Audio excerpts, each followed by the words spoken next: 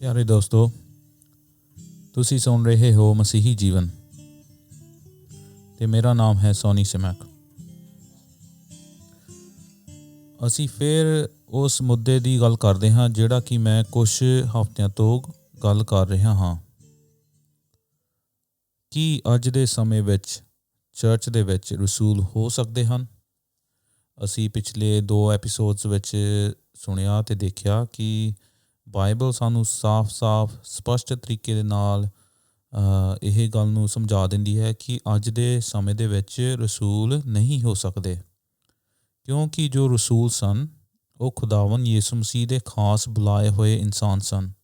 ਜਦੋਂ ਯਿਸੂ ਮਸੀਹ ਇਸ ਦੁਨੀਆ 'ਤੇ ਚੱਲਿਆ ਅਤੇ ਉਸਨੇ ਆਪਣੇ 12 ਚੇਲਿਆਂ ਨੂੰ ਚੁਣਿਆ ਅਤੇ 12 ਵਿੱਚੋਂ ਇੱਕ ਨੇ ਉਸਨੂੰ ਧੋਖਾ ਦੇ ਦਿੱਤਾ ਅਤੇ ਫਿਰ ਖੁਦਾਵੰਦ ਨੇ ਅਪੋਸਲ ਪੌਲ, ਜੋ ਕਿ ਰਸੂਲ ਕਹਿਲਾਇਆ ਜਾਂਦਾ ਸੀ, ਪੌਲੁਸ, ਉਸ ਨੂੰ ਆਪਣੀ ਖਿਦਮਤ ਲਈ ਬੁਲਾ ਲਿਆ। ਅਤੇ ਸ਼ਾਇਦ ਤੁਹਾਡੇ ਜ਼ਿਹਨ ਵਿੱਚ ਇਹ ਸਵਾਲ ਹੋਏਗਾ ਕਿ ਜੇ ਰਸੂਲ ਸਿਰਫ ਉਸ ਟਾਈਮ ਦੇ ਵਿੱਚ ਸਨ ਅਤੇ ਫਿਰ ਪੌਲੁਸ ਨੇ ਅਫਸੀਆਂ ਦੇ ਖੱਤ ਵਿੱਚ ਇੱਦਾਂ ਕਿਉਂ ਲਿਖਿਆ ਕਿ ਖੁਦਾਵੰਦ ਨੇ ਚਰਚ ਨੂੰ ਕੁਛ ਰਸੂਲ ਦਿੱਤੇ ਹੋਏ ਹਨ ਅਤੇ ਕੁਛ ਨਬੀ ਦਿੱਤੇ ਹੋਏ ਹਨ ਅਤੇ ਕੁਛ ਪਾਸਟਰ ਅਤੇ ਅਧਿਆਪਕ ਦਿੱਤੇ ਹੋਏ ਹਨ। ਉਸ ਦਾ ਮਤਲਬ ਕੀ ਹੈ, ਜੋ ਕਿ ਅਸੀਂ ਅਫਸੀਆਂ ਦੇ ਖੱਤ ਉਹਦਾ 4 ਅਧਿਆਇ ਅਤੇ ਉਸਦੀ 11ਵੀਂ ਆਇਤ, ਉਸ ਦੇ ਵਿੱਚ ਪੌਲੁਸ ਕਹਿੰਦਾ ਹੈ, ਅਤੇ ਉਸ ਮਸੀਹ ਨੇ ਲੋਕਾਂ ਨੂੰ ਦਾਤਾਂ ਦਿੱਤੀਆਂ।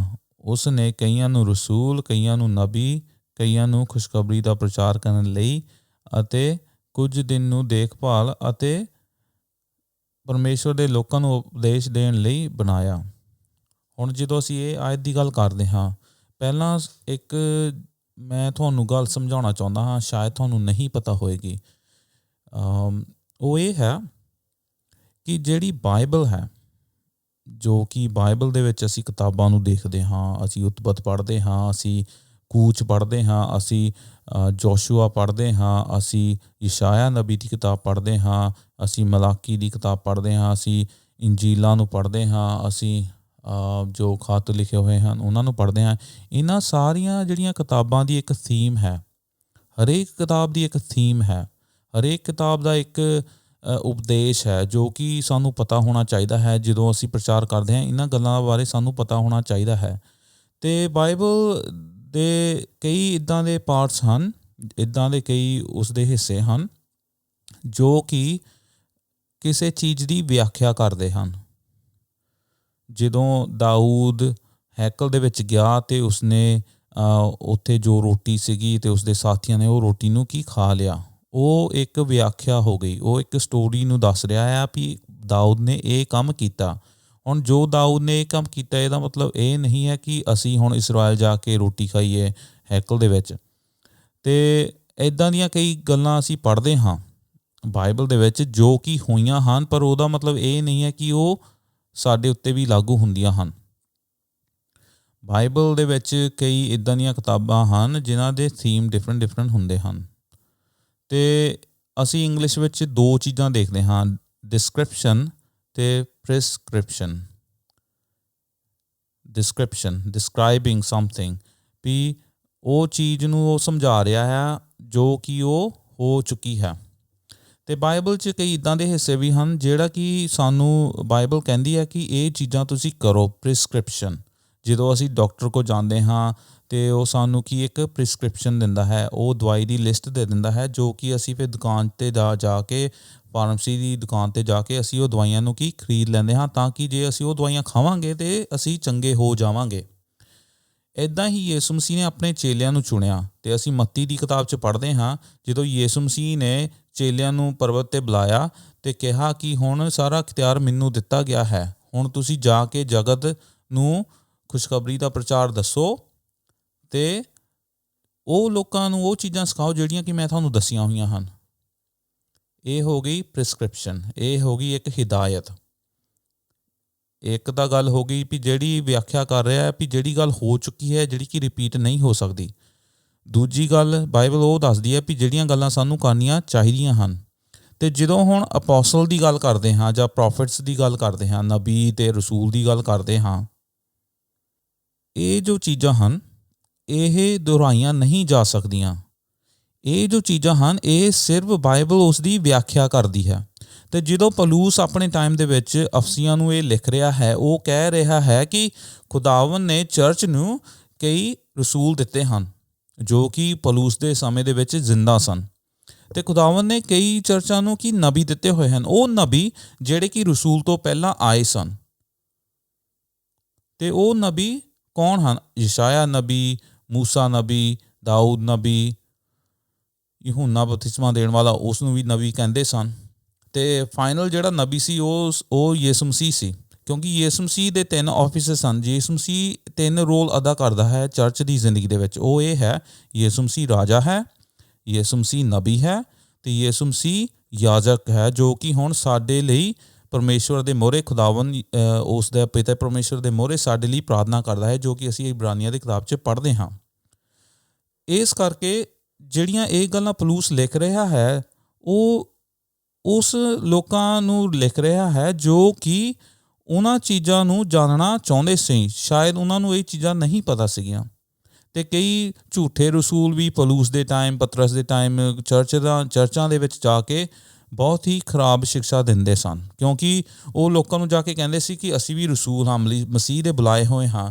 ਪਰ ਪੌਲੁਸ ਕਹਿੰਦਾ ਹੈ ਉਹ ਲੋਕ ਮਸੀਹ ਦੇ ਬੁਲਾਏ ਹੋਏ ਨਹੀਂ ਹਨ, ਕਿਉਂਕਿ ਉਹਨਾਂ ਨੇ ਮਸੀਹ ਨੂੰ ਨਹੀਂ ਦੇਖਿਆ। ਅਤੇ ਫਿਰ ਅਸੀਂ ਪੜ੍ਹਦੇ ਹਾਂ ਗਲਾਤੀਆਂ ਦੇ ਖੱਤ ਦੇ ਵਿੱਚ ਪੌਲੁਸ ਗਲਾਤੀਆਂ ਦੇ ਚਰਚ ਨੂੰ ਕਹਿੰਦਾ ਹੈ, ਪਹਿਲਾ ਅਧਿਆਇ ਉਹਦੀ 6ਵੀਂ ਆਇਤ ਵਿੱਚ ਕਹਿੰਦਾ, ਮੈਂ ਹੈਰਾਨ ਹਾਂ ਕਿ ਤੁਸੀਂ ਜਿਹੜੀ ਮੇਰੀ ਸਿਕਸ਼ਾ ਦਿੱਤੀ ਹੋਈ ਸੀ ਉਹ ਸਿਕਸ਼ਾ ਤੋਂ ਕੀ ਦੂਰ ਹੋ ਗਏ, ਅਤੇ ਹੁਣ ਤੁਸੀਂ ਆਪਣੇ ਚਰਚਾਂ ਦੇ ਵਿੱਚ ਉਹਨਾਂ ਰਸੂਲਾਂ ਨੂੰ ਬੁਲਾ ਰਹੇ ਹੋ ਜਿਹੜੇ ਕਿ ਖੁਦਾਵੰਦ ਦੇ ਬੁਲਾਏ ਹੋਏ ਨਹੀਂ ਹਨ।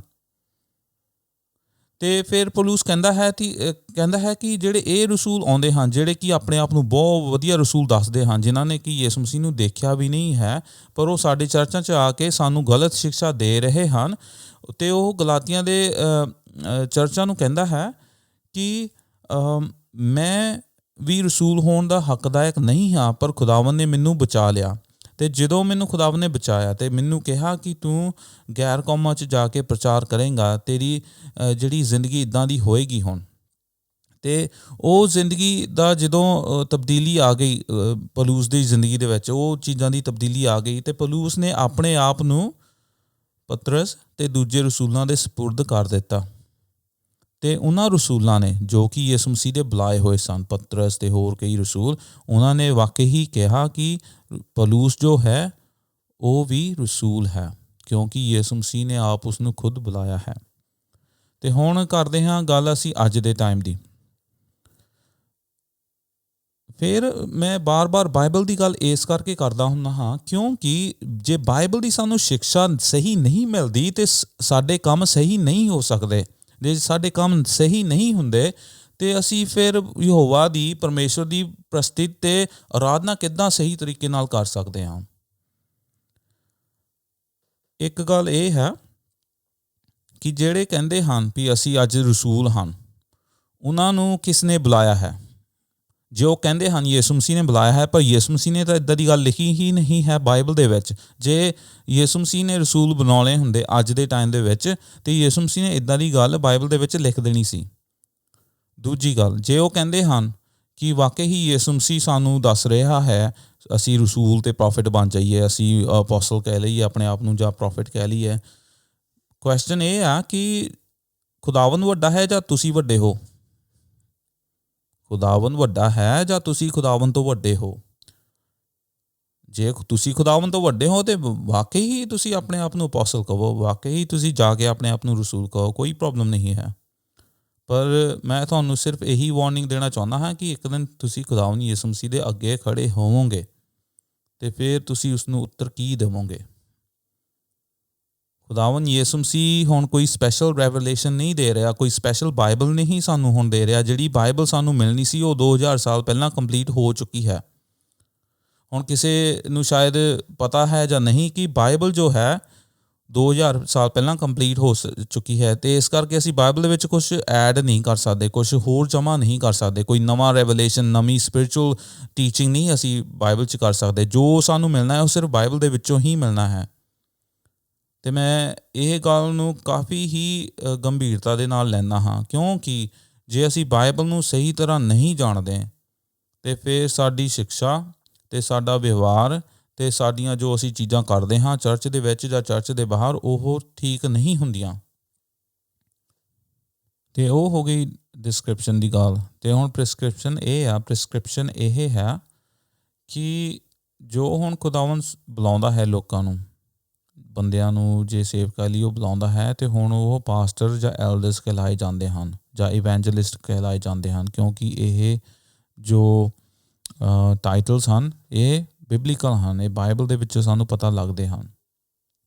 ਅਤੇ ਜਿਹੜੇ ਲੋਕ ਅਪੋਸਲ ਪੌਲ ਦੇ ਨਾਲ ਚੱਲਦੇ ਸਨ, ਜੋ ਰਸੂਲ ਪੌਲੁਸ ਸੀ ਉਹਦੇ ਨਾਲ ਚੱਲਦੇ ਸਨ, ਜਿੱਦਾਂ ਤਿਮੋਥੀ ਹੋ ਗਿਆ, ਤਿਮੋਥੀਅਸ ਜਾਂ ਟਾਈਟਸ ਹੋ ਗਿਆ, ਟੀਟੁਸ ਜਿਹਨੂੰ ਕਹਿੰਦੇ ਹਾਂ ਅਸੀਂ, ਜੇ ਆਪਾਂ ਇਹਨਾਂ ਲੋਕਾਂ ਦੇ ਵੱਲ ਦੇਖੀਏ, ਹੁਣ ਲੂਕਾ ਜਿਹੜਾ ਸੀਗਾ ਜਿਹਨੇ ਲੂਕਾ ਦੀ ਇੰਜੀਲ ਲਿਖੀ ਹੈ, ਉਹ ਵੀ ਪੌਲੁਸ ਦੇ ਨਾਲ ਚੱਲਦਾ ਸੀਗਾ, ਅਤੇ ਉਸ ਲੂਕਾ ਨੇ ਹੀ ਰਸੂਲਾਂ ਦੇ ਕਰਤੱਵ ਨੂੰ ਲਿਖਿਆ ਹੈ। ਹੁਣ ਲੂਕਾ ਆਪਣੇ ਆਪ ਨੂੰ ਅਪੋਸਲ ਨਹੀਂ ਕਹਿੰਦਾ, ਟੀਟੁਸ ਆਪਣੇ ਆਪ ਨੂੰ ਅਪੋਸਲ ਜਾਂ ਰਸੂਲ ਨਹੀਂ ਕਹਿੰਦਾ, ਤਿਮੋਥੀਅਸ ਆਪਣੇ ਆਪ ਨੂੰ ਰਸੂਲ ਨਹੀਂ ਕਹਿੰਦਾ, ਬਾਰਨਬਸ ਆਪਣੇ ਆਪ ਨੂੰ ਰਸੂਲ ਨਹੀਂ ਕਹਿੰਦਾ। ਕਿਉਂਕਿ ਉਹਨਾਂ ਲੋਕਾਂ ਨੂੰ ਪਤਾ ਸੀਗਾ ਵੀ ਰਸੂਲ ਜਿਹੜੇ ਸਨ ਉਹ ਖੁਦਾਵੰਦ ਦੇ ਚੁਣੇ ਹੋਏ ਸੀ ਕੁਝ ਖਾਸ ਵਜ੍ਹਾ ਲਈ।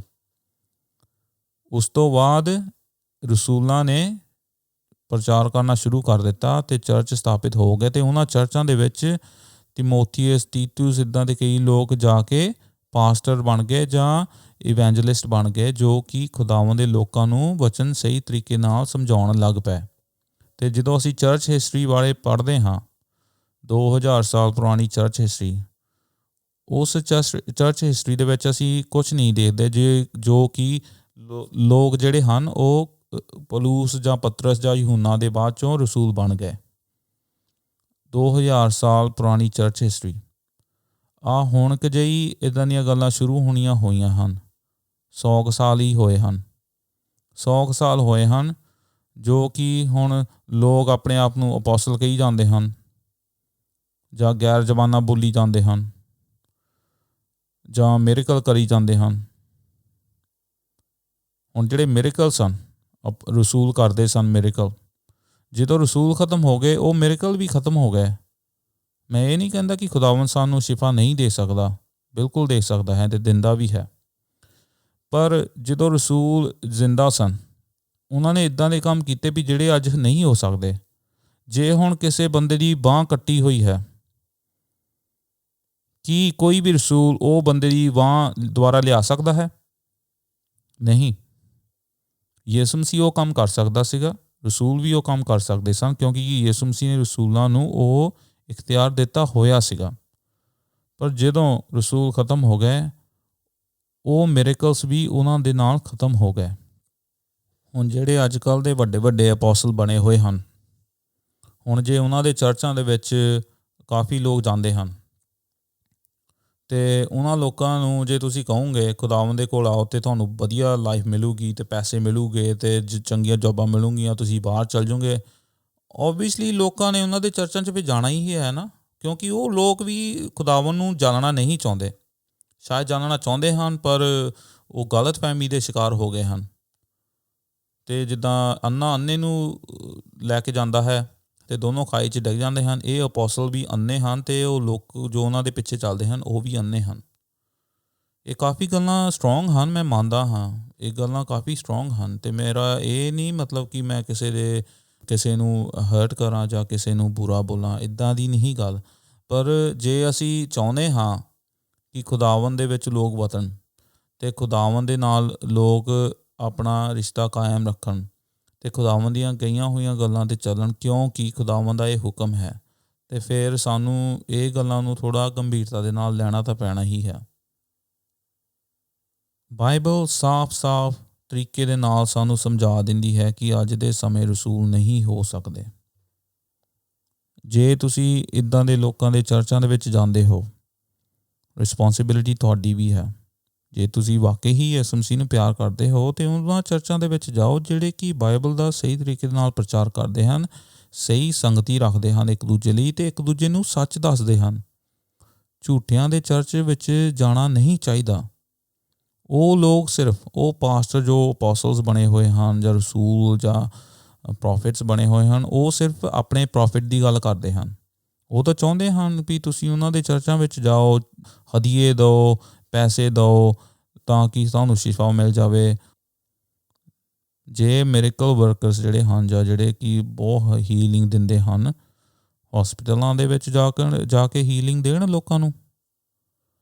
ਹੌਸਪੀਟਲਾਂ ਦੇ ਵਿੱਚ ਲੋਕ ਕਿੰਨੇ ਫਸੇ ਹੋਏ ਹਨ, ਕਰੋਨਾ ਵਾਇਰਸ ਦੇ ਵਿੱਚ ਕਿੰਨੇ ਲੋਕ ਫਸੇ ਹੋਏ ਹਨ, ਕਿੰਨੇ ਲੋਕਾਂ ਦੀਆਂ ਲੱਤਾਂ ਟੁੱਟੀਆਂ ਹੋਈਆਂ ਹਨ, ਬਾਹਾਂ ਟੁੱਟੀਆਂ ਹੋਈਆਂ ਹਨ, ਅੱਖਾਂ ਤੋਂ ਅੰਨੇ ਹਨ। ਉਹਨਾਂ ਦੇ ਕੋਲ ਜਾਓ ਹੌਸਪੀਟਲਾਂ ਦੇ ਵਿੱਚ ਅਤੇ ਉਹਨਾਂ ਨੂੰ ਚੰਗਾ ਕਰੋ। ਪਰ ਉਹ ਚੀਜ਼ ਹੋ ਨਹੀਂ ਸਕਦੀ ਕਿਉਂਕਿ ਖੁਦਾਵੰਦ ਨੇ ਉਸ ਚੀਜ਼ ਦਾ ਹੁਕਮ ਨਹੀਂ ਦਿੱਤਾ। ਖੁਦਾਵੰਦ ਨੇ ਸਿਰਫ ਇਹ ਕਿਹਾ ਸੀ ਕਿ ਲੋਕਾਂ ਨੂੰ ਖੁਸ਼ਖਬਰੀ ਦਾ ਪ੍ਰਚਾਰ ਦੱਸੋ ਕਿ ਪਾਪਾਂ ਤੋਂ ਹੁਣ ਮਾਫ਼ੀ ਮਿਲ ਸਕਦੀ ਹੈ ਅਤੇ ਅਬਦੀ ਜ਼ਿੰਦਗੀ ਦਾ ਤੋਹਫਾ ਜੋ ਖੁਦਾਵੰਦ ਤੁਹਾਨੂੰ ਦੇਣਾ ਚਾਹੁੰਦਾ ਹੈ ਉਹ ਤੁਹਾਨੂੰ ਮਿਲ ਜਾਵੇ। ਅਤੇ ਜੇ ਤੁਹਾਨੂੰ ਇਸ ਦੁਨੀਆ ਦੇ ਵਿੱਚ ਤਸੀਹੇ ਮਿਲਦੇ ਵੀ ਹਨ ਫਿਰ ਵੀ ਤੁਸੀਂ ਘਬਰਾਓ ਨਾ, ਕਿਉਂਕਿ ਖੁਦਾਵੰਦ ਨੇ ਇੱਕ ਦਿਨ ਚੁਣਿਆ ਹੋਇਆ ਹੈ ਜਦੋਂ ਖੁਦਾਵੰਦ ਵਾਪਸ ਆ ਜਾਵੇਗਾ ਅਤੇ ਆਪਣੇ ਲੋਕਾਂ ਨੂੰ ਆਪਣੇ ਨਾਲ ਲੈ ਜਾਵੇਗਾ। ਇਹ ਖੁਸ਼ਖਬਰੀ ਹੈ ਪਾਪਾਂ ਤੋਂ ਮਾਫ਼ੀ, ਸਦੀਪਕ ਜੀਵਨ, ਖੁਸ਼ੀ, ਆਨੰਦ ਖੁਦਾਵੰਦ ਯਿਸੂ ਮਸੀਹ ਦੇ ਵਿੱਚ। ਖੁਦਾਵੰਦ ਯਿਸੂ ਮਸੀਹ ਜੋ ਕਿ ਖੁਦ ਖੁਦਾ ਹੈ ਸਾਡੀ ਜ਼ਿੰਦਗੀਆਂ ਦੇ ਵਿੱਚ ਆਉਂਦਾ ਹੈ ਅਤੇ ਸਾਨੂੰ ਸਾਫ਼ ਕਰਦਾ ਹੈ। ਇਹ ਹੀ ਖੁਸ਼ਖਬਰੀ ਹੈ। ਅਤੇ ਖੁਸ਼ਖਬਰੀ ਜੋ ਕਹਿੰਦਾ ਹੈ ਪੌਲੁਸ, ਤੁਸੀਂ ਦੂਜੀਆਂ ਖੁਸ਼ਖਬਰੀਆਂ ਦੇ ਵੱਲ ਭੱਜੀ ਜਾ ਰਹੇ ਹੋ। ਖੁਸ਼ਖਬਰੀ ਕੀ? ਉਹ ਮੈਂ ਪੈਸੇ ਮੇਰੇ ਕੋਲ ਆ ਜਾਊਗੇ, ਜਾਂ ਮੈਨੂੰ ਵਧੀਆ ਜੋਬ ਮਿਲ ਜਾਊਗੀ, ਜਾਂ ਮੈਂ ਬਾਹਰ ਚਲਾ ਜਾਵਾਂਗਾ, ਮੈਨੂੰ ਵਧੀਆ ਫੈਮਿਲੀ ਮਿਲ ਜਾਵੇਗੀ। ਜੇ ਇਹ ਤੁਹਾਡੀ ਖੁਸ਼ਖਬਰੀ ਹੈ ਅਤੇ ਤੁਹਾਡੇ ਵਿੱਚ ਅਤੇ ਦੁਨੀਆ ਦੇ ਵਿੱਚ ਕੋਈ ਅੰਤਰ ਨਹੀਂ ਹੈ। ਖੁਦਾਵੰਦ ਦਾ ਆਤਮਾ ਉਹਨਾਂ ਦੇ ਵਿੱਚ ਕੰਮ ਕਰਦਾ ਹੈ ਜੋ ਕਿ ਖੁਦਾਵੰਦ ਦੇ ਵਚਨ ਨੂੰ ਪੜ੍ਹਦੇ ਹਨ, ਕਿਉਂਕਿ ਖੁਦਾਵੰਦ ਦੇ ਆਤਮਾ ਨੇ ਹੀ ਵਚਨ ਨੂੰ ਲਿਖਾਇਆ ਸੀ। ਜੇ ਖੁਦਾਵੰਦ ਨੇ ਵਚਨ ਨੂੰ ਖੁਦ ਆਪ ਆਪਣੇ ਹੱਥਾਂ ਦੇ ਨਾਲ ਲਿਖਾਇਆ ਆਪਣੀ ਪਵਿੱਤਰ ਆਤਮਾ ਦੇ ਜ਼ਰੀਏ, ਫਿਰ ਖੁਦਾਵੰਦ ਆਪਣੇ ਵਚਨ ਦੇ ਖਿਲਾਫ ਨਹੀਂ ਜਾ ਸਕਦਾ। ਲੋਕ ਖੁਦਾਵੰਦ ਦੇ ਵਚਨ ਦੇ ਖਿਲਾਫ ਜਾ ਸਕਦੇ ਹਨ, ਪਰ ਖੁਦਾਵੰਦ ਆਪਣੇ ਵਚਨ ਦੀ ਪਾਲਣਾ ਕਰਦਾ ਹੈ ਕਿਉਂਕਿ ਖੁਦਾਵੰਦ ਕਦੀ ਝੂਠ ਨਹੀਂ ਬੋਲਦਾ। ਅਤੇ ਹੁਣ ਇਹ ਡਿਸੀਜ਼ਨ ਤੁਹਾਡੇ ਉੱਤੇ ਹੈ ਕਿ ਤੁਸੀਂ ਵਾਕਈ ਹੀ ਖੁਦਾਵੰਦ ਨੂੰ ਪਿਆਰ ਕਰਦੇ ਹੋ, ਕੀ ਤੁਸੀਂ ਵਾਕਈ ਹੀ ਖੁਦਾਵੰਦ ਦੇ ਵਚਨਾਂ ਨੂੰ ਸੀਰੀਅਸਲੀ ਲੈਂਦੇ ਹੋ, ਕੀ ਤੁਸੀਂ ਵਾਕਈ ਹੀ ਖੁਦਾਵੰਦ ਨੂੰ ਮਹਿਮਾ ਦੇਣਾ ਚਾਹੁੰਦੇ ਹੋ। ਜੇ ਹਾਂ ਅਤੇ ਫਿਰ ਖੁਦਾਵੰਦ ਦੇ ਵਚਨਾਂ ਦੀ ਪਾਲਣਾ ਕਰਨਾ ਵੀ ਬਹੁਤ ਹੀ ਜ਼ਰੂਰੀ ਹੈ। ਅਤੇ ਖੁਦਾਵੰਦ ਮਾਫ਼ੀ ਵੀ ਕਰਦਾ ਹੈ। ਕਈ ਮੈਂ ਇੱਦਾਂ ਦੇ ਲੋਕਾਂ ਦੀ ਟੈਸਟੀਮੋਨੀ ਨੂੰ ਵੀ ਸੁਣਿਆ ਹੈ ਜੋ ਕਿ ਖੁਦਾਵੰਦ ਦੇ ਵਚਨਾਂ ਨੂੰ ਸਹੀ ਪ੍ਰਚਾਰ ਨਹੀਂ ਸੀ ਕਰਦੇ, ਪਰ ਹੁਣ ਉਹਨਾਂ ਨੇ ਤੌਬਾ ਕਰ ਲਈ ਹੈ ਅਤੇ ਉਹ ਖੁਦਾਵੰਦ ਦਾ ਪ੍ਰਚਾਰ ਸਹੀ ਤਰੀਕੇ ਦੇ ਨਾਲ ਕਰਦੇ ਹਨ। ਅਤੇ ਇੱਦਾਂ ਦੀਆਂ ਮੈਂ ਟੈਸਟੀਮੋਨੀਜ਼ ਵੀ ਸੁਣੀਆਂ ਹਨ। ਅਤੇ ਮੈਂ ਇਹੀ ਕਹਿੰਦਾ ਹਾਂ ਕਿ ਮਾਫ਼ੀ ਵੀ ਹੈ, ਪਰ ਜਿਹੜਾ ਇਨਸਾਨ ਮਾਫ਼ੀ ਨਹੀਂ ਮੰਗਣਾ ਚਾਹੁੰਦਾ ਉਹ ਆਪਣੇ ਹੰਕਾਰ ਦੇ ਵਿੱਚ ਫਸ ਕੇ ਹੋਰ ਵੀ ਗਲਤੀਆਂ ਕਰੀ ਜਾਵੇਗਾ ਅਤੇ ਖੁਦਾਵੰਦ ਨੂੰ ਇੱਕ ਨਾ ਇੱਕ ਦਿਨ ਉਸਨੇ ਮਿਲਣਾ ਹੀ ਹੈ ਅਤੇ ਫਿਰ ਉਸਨੇ ਖੁਦਾਵੰਦ ਨੂੰ ਕੀ ਕਹਿਣਾ ਹੈ।